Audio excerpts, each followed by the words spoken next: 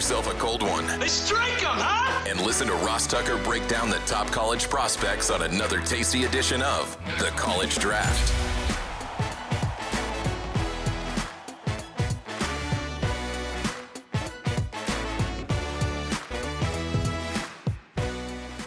Yeah, it's Daddy Soda time here on the College Draft Podcast, presented, of course, as always, by DraftKings. DraftKings, the crown is yours, and it did not take us very long to shift into draft season. We are officially there.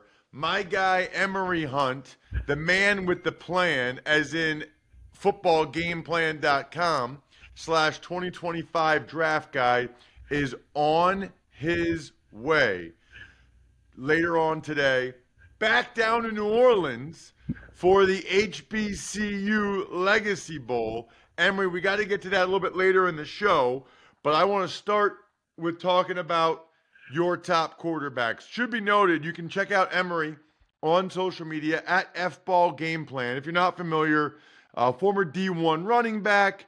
He kind of got his popularity to start on YouTube, Football Game Plan on YouTube.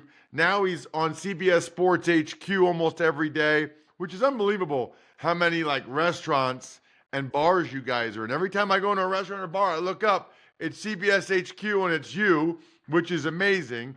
Then we also, he calls games, which is amazing. And I can't highly recommend the draft guide enough. footballgameplan.com/2025 draft guide. It's like the draft guide that some of the teams themselves get, because Emory knows guys that they don't even know. It's unbelievable how many people reach out to Emory. Well, you know about this guy, this HBCU guy, or this small school guy, because they know that Emory has a feel for all of these guys. So we'll get to the Legacy Bowl stuff later. I'm Ross Tucker, at Ross Tucker NFL on social media, at Ross Tucker Pod. This is the show you want to listen to or watch, youtube.com/Ross Tucker NFL, going into the NFL draft over the course of the next 2.5 months. I can assure you we'll go position by position while also updating everything going on during the pre-draft process. This week it's HBCU Legacy Bowl. Next week we'll be previewing the NFL Combine. Always a huge deal. But Emory, let's start with the quarterbacks. And this surprised me a little bit. When you and I were texting back and forth, your number one ranked quarterback is Shedeur Sanders. I thought for sure it was going to be Cam Ward. Tell me why you have Shedeur over Cam. And by the way, Emory has a first name and a last name for every quarterback except for Shedeur, okay? So he's already like his dad, Dion. He just goes by his first name. I will say this. Never heard of Shedeur as a name before in my life. I love that name. That's a sweet name. Shedeur Sanders, that like just sounds right. That's a sweet name. But why, Emory, oh why, do you have him ranked ahead of Cam Ward? I feel like with that name, he should be co-hosting NBA Inside Stuff. Remember that show? But listen, Shedeur, and you know Ross, has been my QB1 for this particular class for quite some time. And it's not to say Cam Ward isn't right there nipping at his heels. Graded out as 1B, in my opinion. A similar situation I had with the class with Richardson, Stroud, and Bryce Young. You can't go wrong with either Shedeur or Cam. But for Shedeur, I just like how consistent he's been in playing the position in terms of from the time we first saw him at Jackson State to where we last saw him at Colorado. Touch timing, anticipation, situational football has been excellent. I was impressed with how well he was playing as a true freshman. He was playing senior level football from the neck up, and it just really blew me away at how consistent he was with the decisions that he was making, more so than the physical talents. And then as he continued to get more talented physically, talk about his armor, got a little bit stronger. He started to be a little bit more cognizant of when and where to take off and run and utilize some of his athletic skills that he has to buy time or to pick up that cheap first down. Shedeur Sanders aces situational football and playing the quarterback position how you kind of want it to be played. So, couple different questions here. Let's talk about the physical for Shedeur. because he's not a big guy. Mm-hmm. Uh, I guess you know more than I do, but like I guess I would say I feel like maybe average arm strength in terms of like a top 10 pick and probably average athleticism, right? Like this is not Lamar Jackson, this is not Josh Allen, like from a physical ability, it's interesting because he doesn't really wow you, which is why you've been on board calling him the Black Joe Burrow for over a year. And then I saw who said that recently. Which guy said that recently? Titans head Coach Callahan. Yes, Brian Callahan, the Titans head coach, said that. Did he get that from you, or did he see that too? I guess he coached Burrow for years, so he would know. He would know, and the reason why I went with Burrow so early is because a lot of what you talked about. And let's run it this way. If you talk about what is the knocks on Burrow coming out, didn't really have the strongest of arm. People said they say that about Shedeur. Not really the twitchy athlete, but does have ability to buy some time within the pocket and can pick up the cheap yards if need be. They say that about Shedeur Sanders. They also said that this guy locks in during situational football time when you need to have it type drives. Shedeur does that, has done it multiple times like Burrow has. One of the knocks on Burrow was he takes some sacks because he thinks he's more athletic than he is.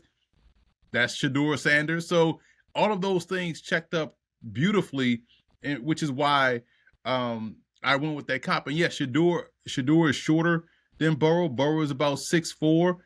Shedeur is about 6'1" and a quarter, maybe 200 pounds. But what I like about Shedeur's frame is that he has the frame, I feel like, to add weight if that becomes a concern. But right now, he's about 6'1", 200 pounds, a lean guy, not as lean as Jared Goff, maybe on the Geno Smith spectrum in terms of how he's built. Maybe they're probably built similarly, but in terms of the skill set, in terms of who I would compare him to, would be Joe Burrow. Although I can see and understand folks that say Geno Smith, because Geno Smith is an excellent player, but Smith to me has a stronger arm. Yes, I was going to say, I feel like Geno can rip it more. And I'm not saying Geno isn't tough or Joe Burrow isn't tough. I would say the defining characteristic for me, watching Shedeur, the two things that jumped out, very accurate, even when he's on the move, and he's tough as nails. Because you would think, like, kind of grew up with a silver spoon, has all the NIL money. No, dude. He I forget this commercial, but he took a licking and kept on ticking. I don't remember what Duracell maybe back in the day. I don't know what, but the Energizer Bunny. He took a licking and kept on ticking, which I thought was super impressive watching him at Colorado. So okay, you got Shedeur number one. It's interesting too, Emory. Bryce Young didn't have any wow physical characteristics either, and he was smaller than Shedeur, and maybe a little more mobile, but I don't know. I bet you their arm strength's about the same.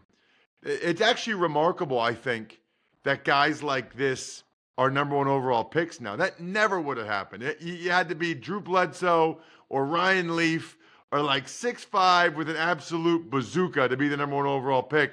That's kind of changing. It makes me wish someone like Charlie Ward played now. Yeah. Opposed to then. He's 5'11". It's probably built a little bit like Bryce Young was, in terms of, slender build, shorter guy, but great leadership skills, dynastic quarterback in terms of the pure point guard, similar to how Bryce Young plays. Charlie Ward was playing the same way. Maybe another physical comp would be Teddy Bridgewater. How he was built at Louisville, kind of built like Shedeur, and kind of navigated, his leadership skills the same way Shedeur did at Colorado. So you were starting to see these types go in the first round, but you kind of wish some of those guys back then, like Ward, would have been in this era of football. Let's move on to Cam Ward. And Cam Ward, you have as your QB2, and I just can't emphasize this enough, okay? Emory was talking about Cam Ward on this show when Cam Ward was at Incarnate Word, which 90% of you listening or watching have never heard of. So I just want everybody to remember, okay? Literally 2 years ago, or whatever it was, Cam Ward was at Incarnate Word. Shedeur Sanders was at Jackson State. Emory was already talking about them on this show. So think about any other draft guide, every other draft guy or analyst, any other show, and we have the receipts. These shows are recorded.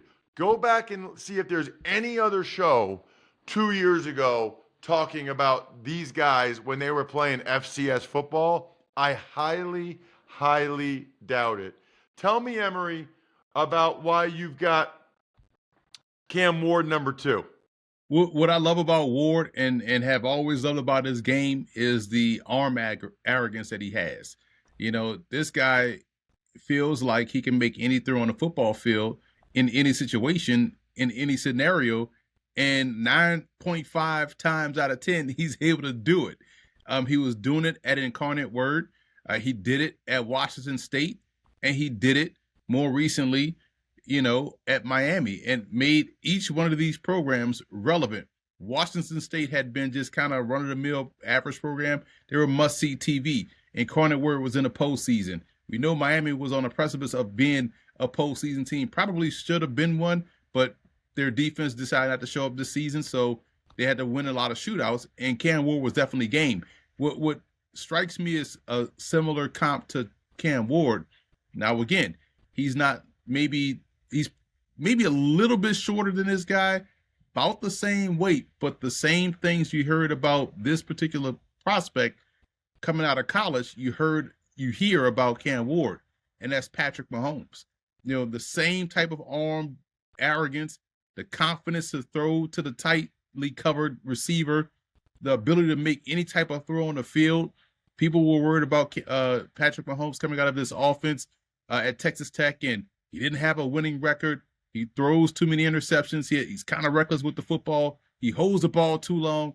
Man, that sounds a lot like what we're hearing about Cam Ward, except Ward cut down on the interceptions at Miami, juxtaposed to what he was throwing at Washington State. He made significantly better decisions with the football at Miami, more judicious in what he was going to, take a risk on, take a gamble on, and has that same type of ability to where you kind of forget this dude can move and is an athlete, just like how people consistently forget Patrick Mahomes can move around and is an athlete and will pick up, 50 plus yards every game if you let him do so on the ground. And when you watch how instantly he transformed and got himself better, because remember, he declared last year coming out of Washington State and was going to the Senior Bowl, and they decided, you know what, I'm going to go back. They're saying 3rd round grade. He went back, and now we're talking about him, or they are talking about him in terms of top 5. So that shows you he bet on himself. He has a talent, and he's to me is a plug-and-play guy. I think there is no doubt that he's going to start day one and play well day one because that's the type of talent he is. Why don't you get some cool stuff for doing what you're doing anyway? Drinking beer. With Buy Beer, Get Gear from Labatt, just head to the website, snap a photo of your receipt, and upload it instantly to rack up points for exclusive merch. Get points for every purchase at any store, bar, or stadium, any size, any product, anywhere you're buying Labatt. Buy Beer, Get Gear. Go to rewards.labattusa.com to sign up. What a great decision by him. And he made like $1.5 million or whatever it was, which is more than he would have made as a 3rd round pick. Right. I mean, what a terrific decision. That's an interesting comp to Mahomes for sure, because you do hear some of the same things about people. People were all over the place on Mahomes. People were like, dude, you should see this guy. He does some of the craziest, awesome stuff I've ever seen. And the other people were like, nah, like you can't play like that in the NFL and get away with it. All right, your number 3 guy, I think most people have the same top 2. Your number 3, I think, is where it starts to get a little interesting again, Emory. And that is where you have Jalen Milroe from Alabama. Here's what I love about Milroe. Obviously, the explosive playmaking ability. that right there gives you a shot to be to be good on offense, because we know having just that threat opens things up for whoever is standing back there in the backfield alongside. So whatever running back he's paired with is going to have a fantastic season, number one. But number two, man, think about how we talked about Milroe in 2022. It was like, man, I don't know if this guy is going to end up staying at the position. Yeah. And then look at how much better he got in 2023, to where, after the South Florida game, it was like, man, they needed Milroe, and it went from can he continue to play the position to they can't win without him. Then he goes to the SEC title game and outplays Carson Beck in that ball game from a situational football perspective and got Bama the SEC championship. And then we saw him this year working within a new offense, kind of go through the inconsistencies, but the flashes were still there that you saw in 2023. The 2022 version no longer exists. You know what I'm saying? So we're working on 2023 and this past season. And what also just stands out to me, which is why I would be willing to take a gamble on him, it shows you how much he cares about getting better, because he got better every year. And on top of that, Ross, we know this, you know it better than me, definitely, winner of the Campbell Award. And seeing how much dedication it takes to compete academically for that award, also being the starting quarterback at Alabama and playing at a high level, give me that dude 10 times out of 10. Military kid, smart kid, wants to get better, is important to him. And you see the raw skills there. What he has to work on is a short, quick game. But the deep ball actually last year was the best in the country in terms of efficiency. He was consistently connecting on a deep ball. And so you just want to see him not throw everything 100 miles an hour in a short, quick game, get the timing down pat, which ties to his footwork, which is, I feel like, it can be coached up. So therefore, I'm gambling on the traits moving forward.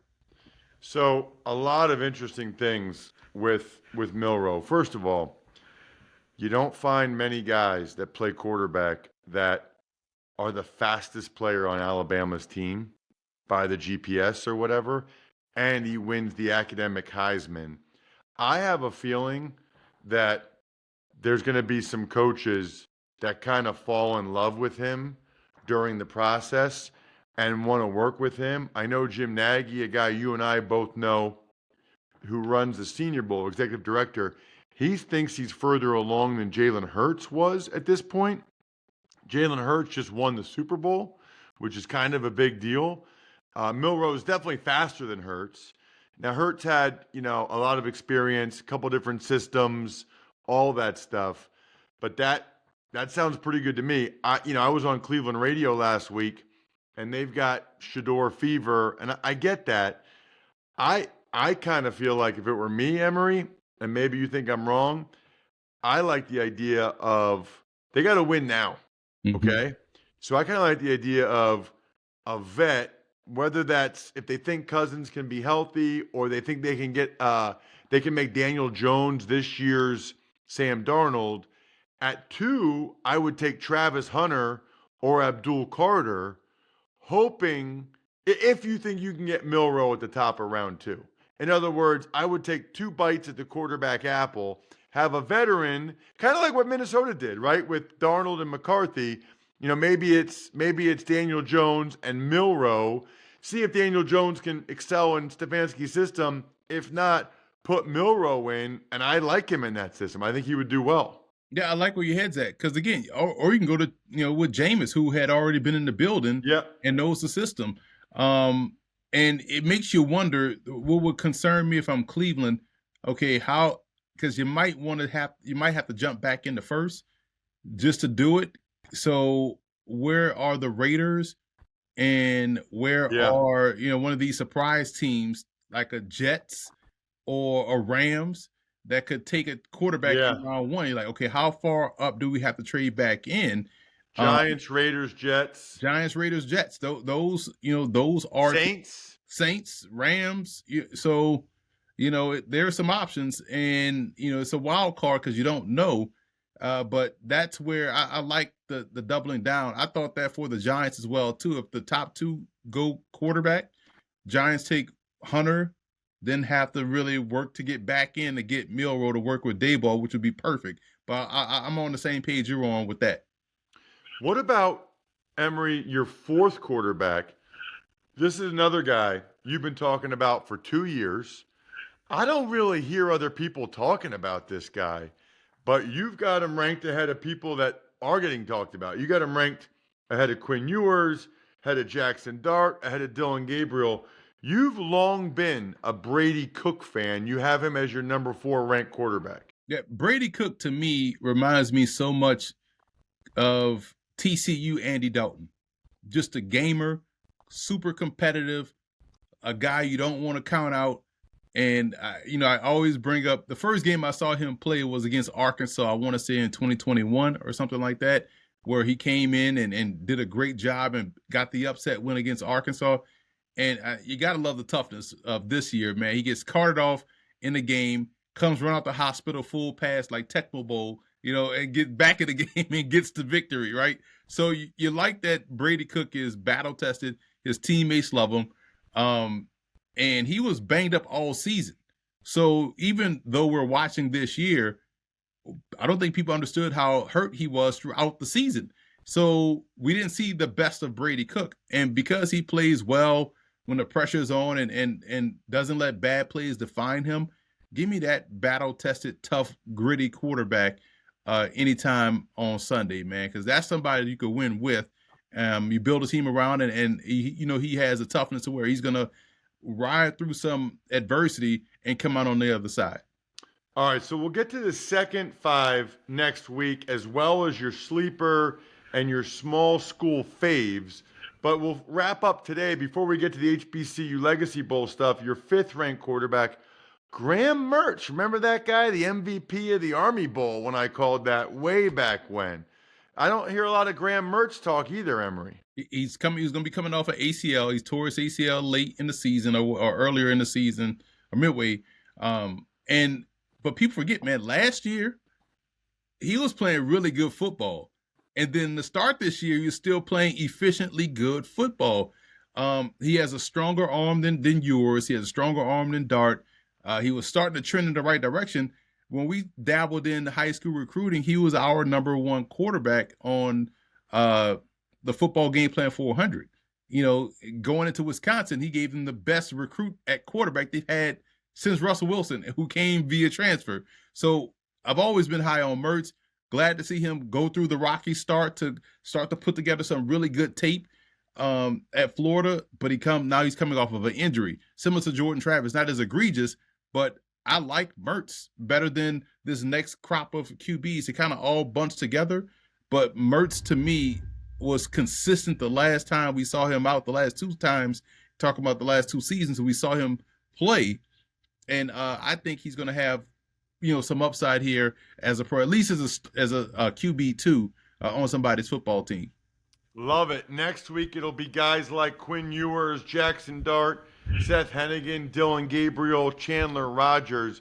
But I do want to get the preview for the HBCU Legacy Bowl, Emory. You're heading down back to New Orleans later today. Who are we looking at? Who are the guys that we need to be aware of this week and then in Saturday's game? Well, right off the bat, man, it's a great event. The HBCU Combine is today as well, which we saw some guys stand out. Some guys stood out too much to where they didn't even practice during the week. It's like we've done enough here on the beginning of the day. But I like the fact that guys get the combine in, but also have a week of practice. But Elijah Williams, Ross, I'm shocked he wasn't at the East-West Shrine Bowl. I've called his whole career essentially at Morgan State. He can play anywhere along the defensive line. He's about 6'1", 275, can kick down as a nose or a shade, can play a 3-tech, can be a 5 because he plays great with his hands and able to set a physical edge. Even as a stand-up edge rusher, he has a chance to really cause some havoc. I watched him break the sack record at Morgan State, all-time sack record at Morgan State this season. I was on that broadcast when he did it. And there was a 3-play sequence against Norfolk State where he had a TFL, he blew up a play in terms of forced the quarterback to go out of the running back to go the other way and got a tackle and then got the sack. So all 3 plays on that drive, he was disruptive. That's the guy to watch here. Might be the one guy drafted out of this All-Star game. Ooh, absolutely love it. Almost as much As I love talking to Emory every week. I'm already excited. I took a bunch of notes today. There's going to be some awesome social media clips this week. You can also check those out at Ross Tucker Pod, which is where we put the highlights of all the shows, right? Ross Tucker Football Podcast with Sam Schwartzstein today from Amazon is epic. If you love football and trying to improve it, wow, that is a smart guy. Check out the Ross Tucker Football Podcast today. He's Football Game Plan on YouTube. We are youtube.com/Ross Tucker NFL. Now is the time. Footballgameplan.com/2025 draft guide. Order it now before you forget. Make sure you get the early order in. You can check me out at Ross Tucker NFL. The keg is kicked. We are all tapped out. Thanks for tuning in to College Draft. Make sure to also check out the Ross Tucker Football Podcast, Even Money, and Fantasy Feast, all on the DraftKings Network, YouTube, or subscribe to the podcast on your favorite platform.